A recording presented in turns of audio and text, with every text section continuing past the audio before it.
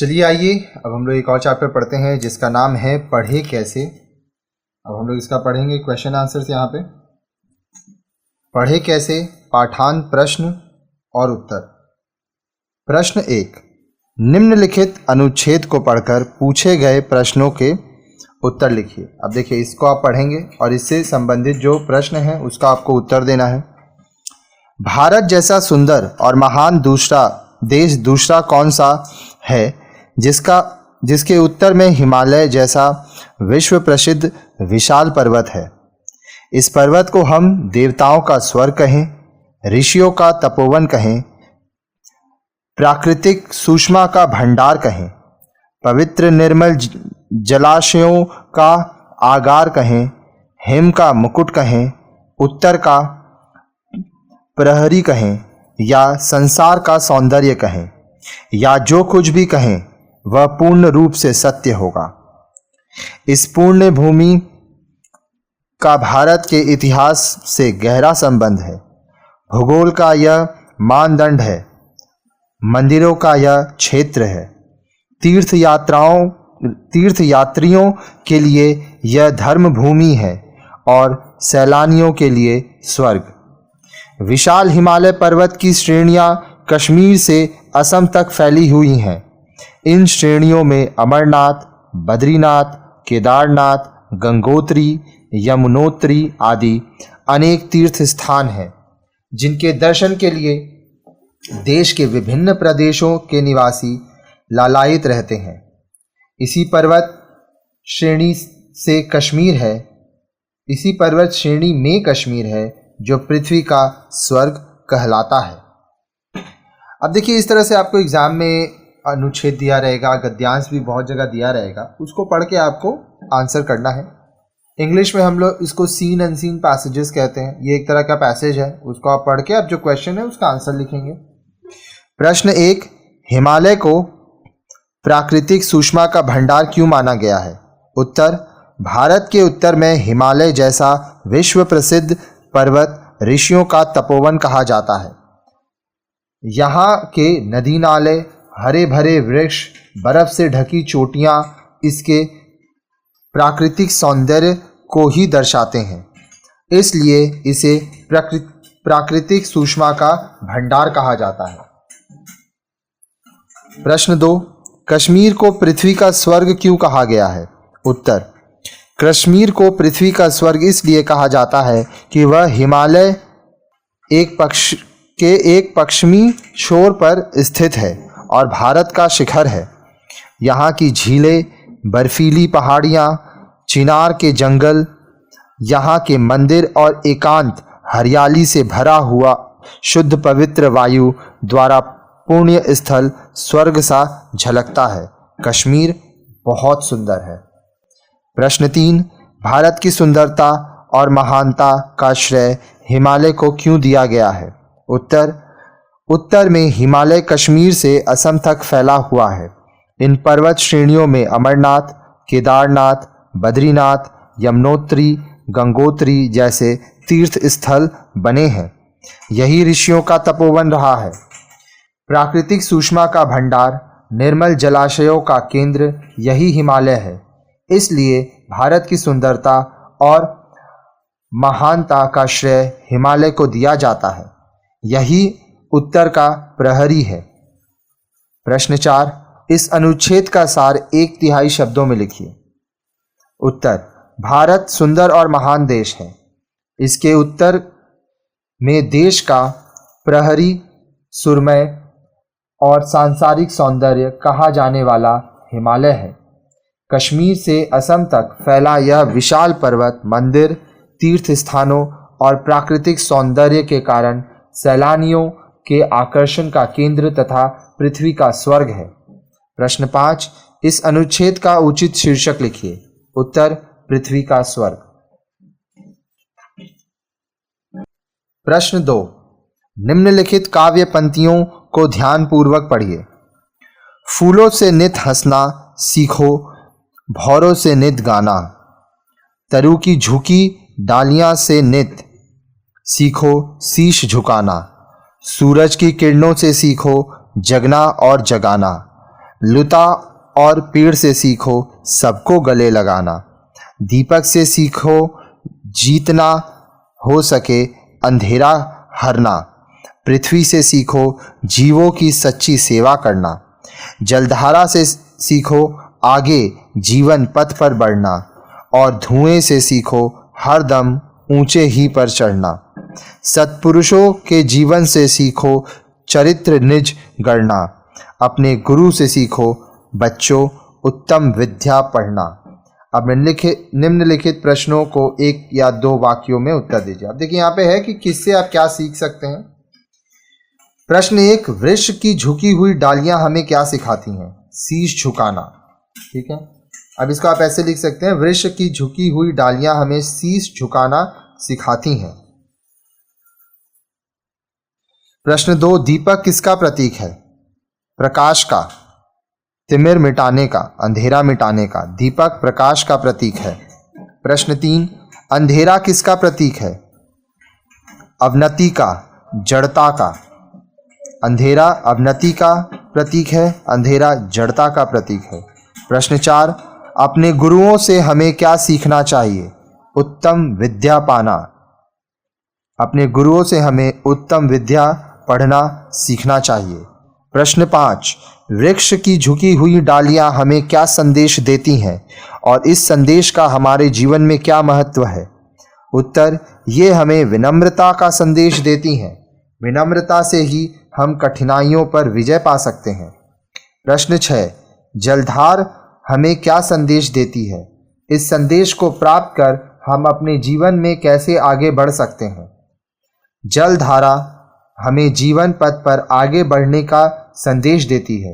रास्ते की कठिनाइयों को पार करते हुए बिना रुके बाधाओं के साथ बहाकर ले जाते हुए भी हम भी जलधारा के समान आगे बढ़ सकते हैं। जीवन है, उसमें बहुत कठिनाइयां आएंगी, लेकिन हमें आगे बढ़ते रहना चाहिए। प्रश्न 7, गुरु जीवन में ज्ञान का प्रकाश फैलाता है, कैसे? गुरु ज्ञान के द्वारा उत्तम विद्या का दान करते हुए हमारे जीवन को प्रकाशित करता है। प्रश्न 8, निम्नलिखित पंक्ति का आशय स्पष्ट कीजिए। क, दीपक से सीखो जितना हो सके अंधेरा हरना। उत्तर, दीपक छोटा सा प्रकाश स्रोत है।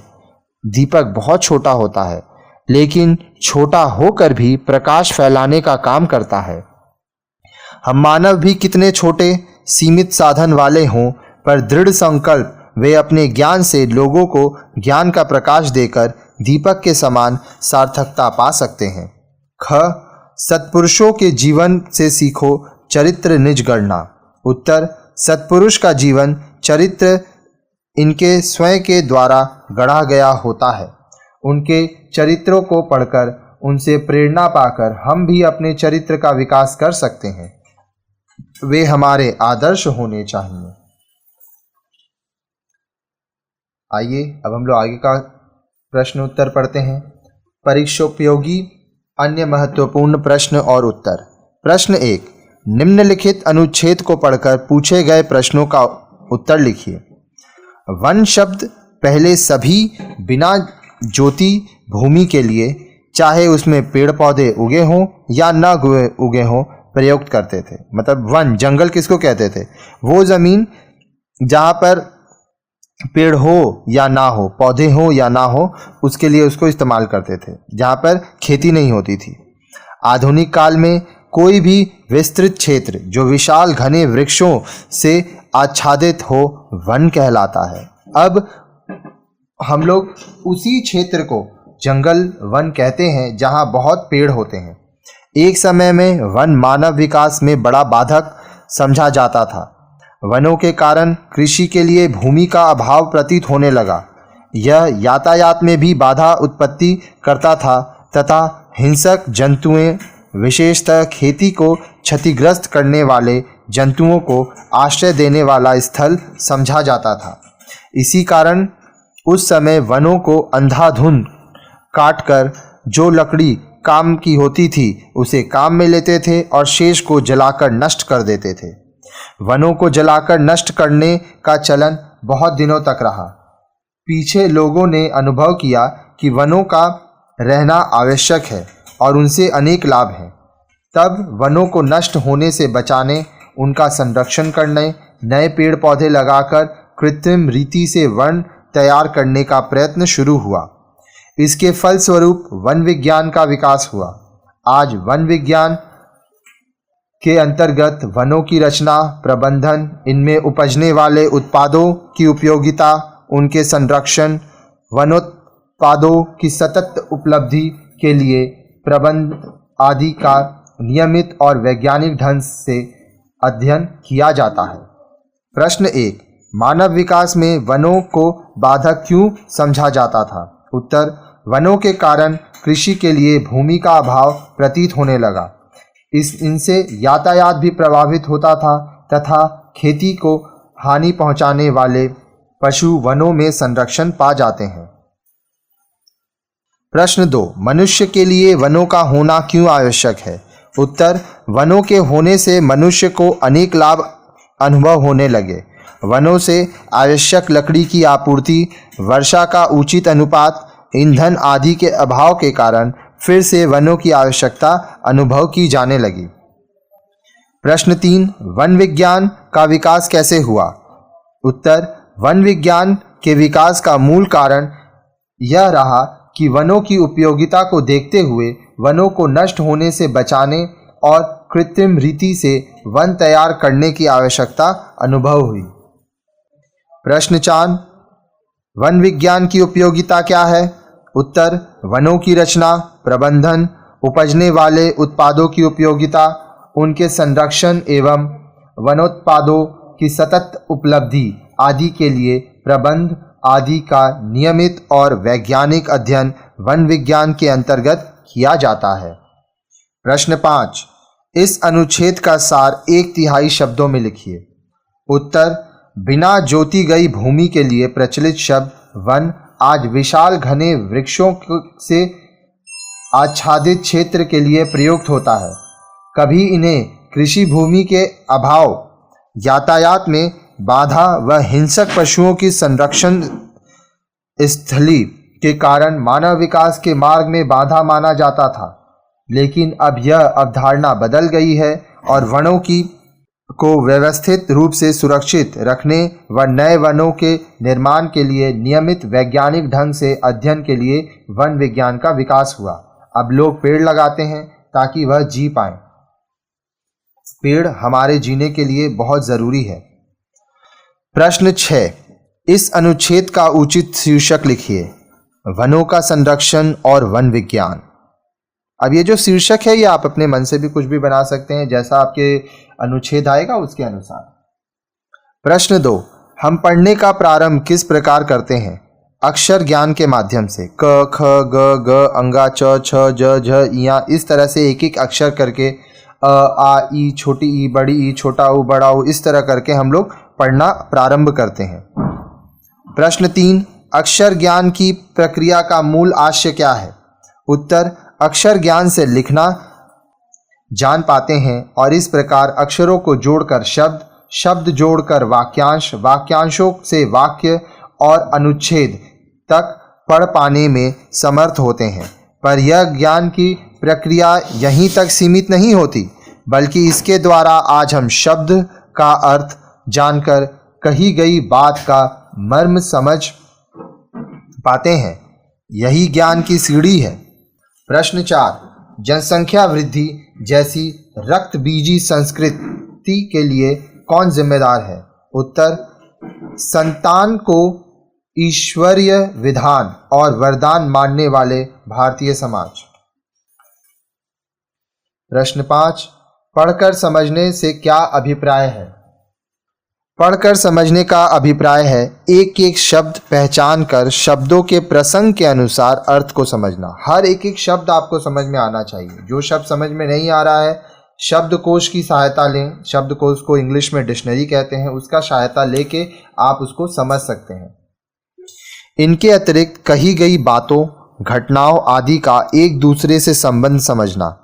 पढ़ने का अभ्यास हो जाने पर एक एक शब्द अलग अलग नहीं पढ़ा जाता, मिलाकर तेजी से पढ़ा समझा जाता है। पढ़ने की प्रक्रिया में हमेशा ही समझना शामिल होता है। यही पढ़कर समझने की प्रक्रिया है। प्रश्न 6, पठन कौशल से क्या अभिप्राय है? उत्तर, पठन कौशल में यह जानना आवश्यक है कि जैसे हम समाचार पत्र पढ़ते हैं, कहानी, व्यंग्य व वैचारिक लेख पढ़ते हैं और कविताएं भी पढ़ते हैं, इन सब की भाषा तो हिंदी ही होती है, किंतु शब्दों के अर्थ विभिन्न संदर्भों के अनुसार होते हैं, उनके प्रयोग भिन्न होते हैं, उनकी शैली भिन्न होती है और उन्हें सही प्रकार से पढ़ने समझने के लिए भिन्न स्तर के पठन कौशल की आवश्यकता होती है। विभिन्न प्रकार और विभिन्न स्तर की अधिक से अधिक सामग्री को पढ़ने समझने योग्य बनाने के लिए पढ़ने का अभ्यास होना चाहिए। इस अभ्यास के लिए ही विभिन्न प्रकार की सामग्री यहाँ दी गई है। कहानियाँ, कविताएं, दोहें, पद, लेख, व्यंग आदि। आप ये सब पढ़ते हैं और समझते हैं। यहाँ तरह तरह की सामग्री देने का उद्देश्य आपको पठन कौशल में सक्षम बनाना है, जिससे आप भावी जीवन में जो कुछ पढ़ें उसे बिना किसी की सहायता के समझ सकें। प्रश्न 7, दिए गए अनुच्छेद को पढ़िए, कठिन शब्दों के अर्थ जानिए, इसमें घटनाओं एवं तथ्यों को जानिए। अब आप स्वतः अनुच्छेद का अर्थ पढ़ेंगे और साथ ही घटनाओं से पारस्परिक कार्य कारण संबंध जान लेंगे। आकाश में काले बादल छाए हुए थे। अचानक ही वे बादल छमाछम बरसने लगे। दरवाजे पर घंटी बजी। 8 साल की ऋतु छमाछम करती हुई गई। उसने दरवाज़ा खोल दिया। उसका 10 साल का भाई सुंदरेश सामने खड़ा था। वह अंदर आया। वह सिर से पांव तक पूरी तरह से भीगा हुआ था। यह देखकर उसकी माँ एकदम से उस पर बरस पड़ी। शब्दार्थ छमाछम, एक के बाद एक बारिश की बूंद का झरना। ऋतु के संदर्भ में पैरों की पाजेब की आवाज। पाजेब मतलब पायल। बरसना, बादलों के संदर्भ में आकाश से पानी का बरसना, गिरना। माँ के संदर्भ में गुस्से में डांट लगाना। अब यहाँ पे जो बोला है बरस पड़ी, मतलब वह गुस्सा हुई थी। अर्थ, आसमान में चारों ओर बादल छाए हुए थे। बारिश कभी भी आ सकती थी, ऐसा लगने लगा था। अचानक ही तेज वर्षा होने लगी। ऐसे में दरवाजे की घंटी बजी। शायद कोई आ गया। घर में 8 वर्ष की बालिका ऋतु अपनी पाजेब की छम छम करती हुई दरवाजे पर गई और दरवाज़ा खोल दिया। उसने देखा दरवाजे पर उसका 10 साल का भाई सुंदरेश वर्षा में भीगा हुआ खड़ा है। सुंदरेश अंदर आ गया। माँ ने उसे इस तरह भीगा हुआ देखा तो बीमार हो जाने के भय से माँ एकदम से उस पर गुस्सा करने लगी। अब देखिए, घटनाओं व तथ्यों की जानकारी। प्रश्न है। अब ये प्रश्न इस तरह से आपको आएंगे परीक्षा में, आपको उसका उत्तर लिखना है। प्रश्न क, वर्षा कैसे होने लगी थी? वर्षा अचानक होने लगी थी। प्रश्न ख, सुंदरेश वर्षा के समय कहाँ था? उत्तर, सुंदरेश घर से बाहर था। प्रश्न ग, जब सुंदरेश ने घंटी बजाई तो वह किस हालात में था? उत्तर, वह वर्षा में भीग गया था। प्रश्न घ, वर्षा में भीगकर सुंदरेश ने क्या किया? उत्तर, वह सीधा घर आ गया। प्रश्न च, सुंदरेश को भीगा देखकर माँ ने क्या कहा? उत्तर, सुंदरेश को भीगा देखकर माँ ने गुस्से से उसे डांटा। प्रश्न 6, माँ ने बारिश में भीगने पर क्यों डांट लगाई? उत्तर, माँ को यह चिंता हो गई कि कहीं सुंदरेश ठंड लगने से बीमार न पड़ जाए। इस प्रकार बालक किसी भी अनुच्छेद को पढ़कर शब्दों के अर्थ के आधार पर अनुच्छेद का अर्थ एवं आशय समझ सकता है। आप जब भी कुछ पढ़ेंगे, पढ़ के आपको समझ में आता है, कुछ चीज़ें आप अपने से भी उसमें जोड़ते हैं। आप ये समझ गए होंगे कि किसी भी अनुच्छेद को पाठक को लिखी बात को पढ़ समझकर अपने पूर्व ज्ञान के आधार पर बात का मूल्यांकन कर सकेंगे। शब्दों और उनसे बने वाक्यांशों को पहचानना, शब्दों का अर्थ जानना, तीव्र गति से पाठ्य सामग्री का मौन वाचन करना। मौन वाचन देखिए, अधिकांश भागों में देखा गया है जब लोग हिंदी पढ़ते हैं तो वो बोल बोल के नहीं पढ़ते हैं, वो चुप रह के कहानी पढ़ते हैं, तो उसको मौन वाचन कहते हैं। पठित सामग्री में दिए गए तथ्यों, घटनाओं, विचारों आदि का पारस्परिक संबंध समझना, उनका मूल्यांकन करना तथा निष्कर्ष निकालना। पाठ प्रश्न 8, पाठ पढ़ने के साथ साथ और क्या आवश्यक होता है? उत्तर, पढ़ते हुए केवल अक्षर ज्ञान ही आवश्यक नहीं है, बल्कि शब्दों, वाक्यांशों और वाक्यों का अर्थ भी साथ साथ जानना समझना आवश्यक होता है। इसके लिए करना यह चाहिए कि जो कुछ पढ़ा जा रहा है उसमें जिन शब्दों का अर्थ आप नहीं जानते हैं उनका अर्थ जानिए। इसके लिए कठिन शब्दों के शब्दार्थ के लिए आप पहले कठिन शब्दों को रेखांकित कर लें, फिर अनेक अर्थ शब्दकोश में तलाशें। कहने का मतलब जब आप कुछ पढ़ें तो जो जो शब्द आपको समझ में नहीं आ रहा है उसको रेखांकित करना, मतलब अंडरलाइन करते जाएं, फिर डिक्शनरी शब्दकोश का मदद लेके आप उसके मतलब को खोजें। इस तरह प्राप्त अर्थ अनुच्छेद के हाशिए पर लिख लें और इसके बाद आप सहज ही अर्थ ग्रहण करने में सक्षम हो जाएंगे। तो जहां आप अंडरलाइन किए हैं, रेखांकित किए हैं, वहां पे मतलब लिखते जाइए। तो क्या होगा, आप जितना प्रैक्टिस करेंगे उतना आप सीखते जाएंगे और आस्ते आस्ते आपका काम हो जाएगा। अब देखिए ये चैप्टर हमारा यहाँ पे कंप्लीट होता है, इसका क्वेश्चन एंड आंसर्स। अब आपके मन में अगर कोई सवाल है तो देखिए ऊपर मेरा मोबाइल नंबर दिया हुआ है 9051378712। आप इसमें मुझे सवाल भेज सकते हैं, जो भी आपको पूछना है, आपके मन में जो भी डाउट है। हमारी कोशिश रहेगी जल्द से जल्द आपको रिप्लाई करने की।